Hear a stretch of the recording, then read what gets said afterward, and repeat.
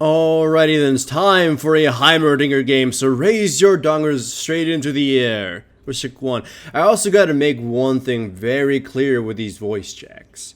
Voice check 2. I'm saying voice check 1 and voice check 2, so people think I'm saying things like watch 1, watch 2, or some random gibberish. It's actually voice check 1 and voice check 2 said very quickly. And the reasoning for that is because my my video recording program and my processing program and my voiceover program are not connected. I use the voice checks to sync it up. That's why it's always when the page switches from the intro to the splash art to the actual game footage. I make those two voice checks in order to sync it up properly there, and the audio is with the video recording. Because if I didn't do that, I might sometimes get 1 second delay, and it might be really awkward to sync up because I don't have any of those visual cues. So now that that's understood, I'm playing Heimerdinger mid, and I actually had the option to play jungle, but the dude who was jungle really requested he be jungle, and he ended up being Tom, and that's actually good for me because I haven't seen too many of them except a few, and they've mostly been cheesy. Here, Skarner tried to invade Tom and pretty much got wrecked. I show up and I managed to get the kill, and I get myself double buffs. And you know how dangerous Heimerdinger is with the double buffs. As far as runes and masteries goes, it's the basic caster ones. It's 2109 masteries, and I have a magic pen red, armor yellow, I believe ability power blues, and ability power quints. Now, as Heimerdinger, the Ryze matchup is really easy. Ryze can't push as quickly as other champions. I mean, he can quote-unquote push, but it drains his mana so quickly that he's unable to do anything else. So I took teleport with the intention of just constantly shoving him out. There's two builds with Heimerdinger. One is the rockets build, where you max out your rockets first and try to kill the enemy. You know, throw a grenade, harass with your rockets. And then there's the turret build. Some people call it the grinder build, and that's the one I'm going right now. I'm just trying to use them to push out against Ryze. Ryze could push against me by destroying my turrets, but again, that's just more wasted mana.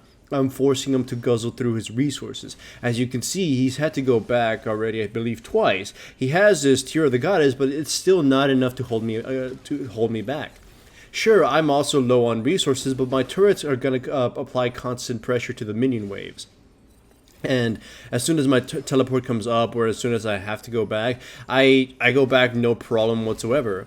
Like, watch this. As soon as Ryze comes back to the lane, I'm about to recall, but then I realize, you know what? I might as well shove this out with just one rocket wave. Boom.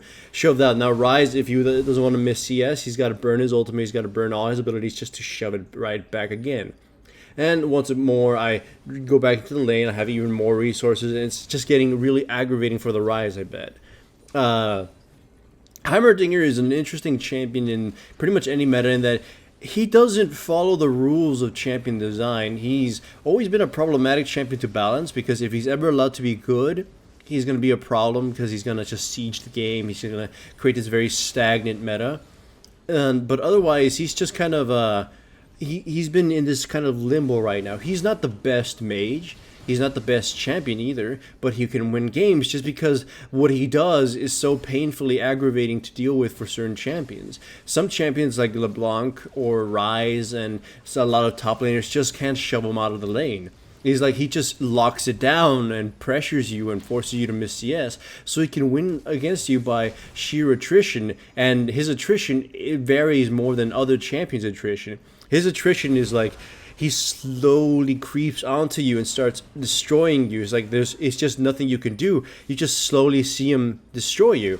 It's like a creeping mold, so to speak, right? And yeah, it's the Magic the Gathering card. It's just like he whittles you down, and if the enemy jungler doesn't do anything to you, or if the enemy doesn't have a composition that can deal with you, then you're gonna slowly beat them. And again, this is why he won't become meta, because that kind of shit isn't something Riot doesn't want. They don't want slow, dragged out games anymore. But still, I really like playing him because he's really fun. He's unique as hell, and like he just causes the enemy to just do dumb things because they don't know what to do. It's like, I love this. I'm creating these little turrets behind me in case I need to run, or in case Ryze tries to run away, he gets shot on the way back. I patiently wait until Blitzcrank is in range to throw the grenade, and then we just finish him off. Easy peasy. It's like these turrets are gonna destroy Ryze even if he manages to kill me. I love it. You'll actually see that again later into this game. I get to do all this sniping poke. My turrets provide so much hidden damage because a lot of players underestimate it. Like, look, Skarner underestimates the damage of these turrets, so he just takes so much damage, and then my rockets just chunk him up for the last bits of health. He almost died, but it's still, it just forced him to go home, and I assume he just kind of came back from the fountain.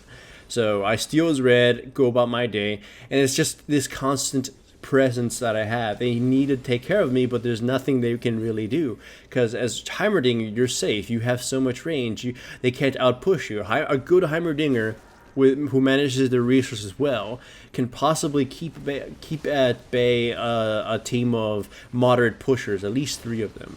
Like, the enemy team has some good pushers or pokers with Ezreal and Nidalee, but they might not be enough to deal with a Heimerdinger if we ever got to sieging, if they ever actually managed to siege me in return. Which, as you can see, they aren't managing to do that.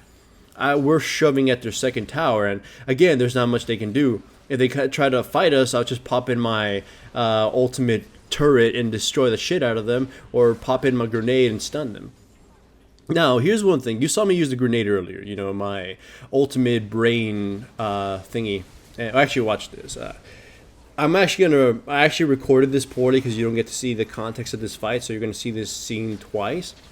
We destroy Nidalee, we destroy Skarner. They engaged on my teammate, but I'm not gonna commentate too much on that. Just watch it. I'm gonna rewind it. Sorry for this. It's a little bit jerky because I forgot that I'm rewinding this in the voiceover. Anyways, Riven goes ham on the Nidalee right now. She's gonna Q in, try to jump her, just be super aggressive. Skarner comes in and pulls her back, and Nidalee tries to run away so she doesn't get clipped up. I run up to her, I just throw wrenches of science at her, and then my cannon obliterates the shit out of Skarner. The Brand knows he can't cross it because the turret's going to be too much damage, but that's just kind of the general gist of what you try to do with Heimerdinger. You judge the situation with your ultimate. In a fight in which you have to just nuke somebody down, you pop your ultimate and you use your missiles and destroy them. In a fight in which the enemy engages on you, you pop out your big turret because that thing is going to do a shitload of damage to the enemy who can't afford to focus it. Because if they focus that tower, that means you're kind of tanking away from the enemy team. Also, I hope you watch this. I put my two turrets in between the inhibitors to attract the minion aggro, so they were tanking the minions while my minions were able to get to the tower unopposed. That's just another little tiny Heimerdinger trick I hope you guys understand or implement if you decide to play him. I do recommend to play him because he's so fun, and coincidentally he wins a lot of solo queue apparently. Anyways, I was going back to what I was saying about his ultimate. His charged up W just wrecks people. His charged up E is really good if you need to initiate on the enemy team, and his charged up Q is really good if you get initiated on yourself. So he's got a lot of He's got a lot of things he can do to stop the enemy team or to deal with them. The thing is, a lot of players who, when they play Heimerdinger, they'll just use his ultimate Q, his ultimate turret, because honestly, it is his best one. But the other two serve a purpose here and there. So I honestly just kind of wish people would be a little bit smarter. Like, here's what I mean. Like, I get initiated on by the Ezreal, even though I kind of wanted to kill him. And my turret gets to do damage to him, even though I'm running away or being murdered. So, either way, you can see the game is about ending. And the reason why this game I chose a rather short, one-sided game is because today's a very, very busy day for me. But the fans voted on Heimerdinger as an upload the other day. So if you follow me on Facebook, you get to be part of these video upload things. The next one is likely going to be Trundle or Vi. So I'll probably below in the chat, I'm going to be putting the next straw poll for which one game you guys want to see me upload. And vote for Vi or vote for Trundle. Or tomorrow when I stream early on, if I get any good games, you could also end up voting for those. So hooray for the donger, and I hope you understand what the voice checks mean from now on, because a lot of you just keep questioning it. By the way, I love Heimerdinger, and I hope he never changes, even if he never becomes meta again.